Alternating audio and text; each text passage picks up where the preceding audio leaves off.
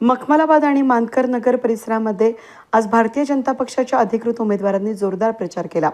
मानकर petrol pump, मानकर परिसर, Indraprastha colony आणि irrigation कॉलनीमध्ये उमेदवार मनीष सुनील बागुल, चित्रा जगन्नाथ तांदळे, वाळू विश्वनाथ काकड आणि रोहिणी बापूशेठ पिंगळे यांनी घरोघरी जाऊन मतदारांशी संवाद साधला.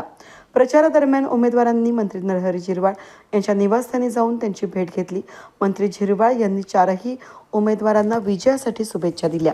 प्रभागातील जनतेला विकास हवा आहे आणि भाजपच तो करू शकतो, त्यामुळे आमचा विजय निश्चित असल्याचा विश्वास मनीष सुनील बागुल यांनी व्यक्त केला. आपण जो बघितला असाल तर महानगरपालिकेच्या रणधुमाळीत 15 तारखेला मतदान आहे.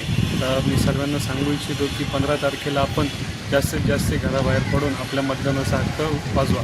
आता जर बघितलं असाल तर आम्ही मानकर मुळा परिसर आणि रॅलीचं आयोजन केलं होतं. जर इथं बघितलं तर बरेचसे कामं झाले आणि काहीसे बाकी. तर निश्चितपणे येत्या काही महिन्यात आपण ते मार्गी लावण्याचा प्रयत्न पुरेपूर करू आणि जे काही समस्या प्रभागातली जे काही पेंडिंग समस्या आहे त्या आपण सोडवण्याचा प्रयत्न करू. नागरिकांनीही भाजपच्या विकासाच्या राजकारणावर विश्वास दाखवत पाठिंबा जाहीर केलाय. त्यांनी भाजपचा विजय निश्चित असल्याचं सांगितलं.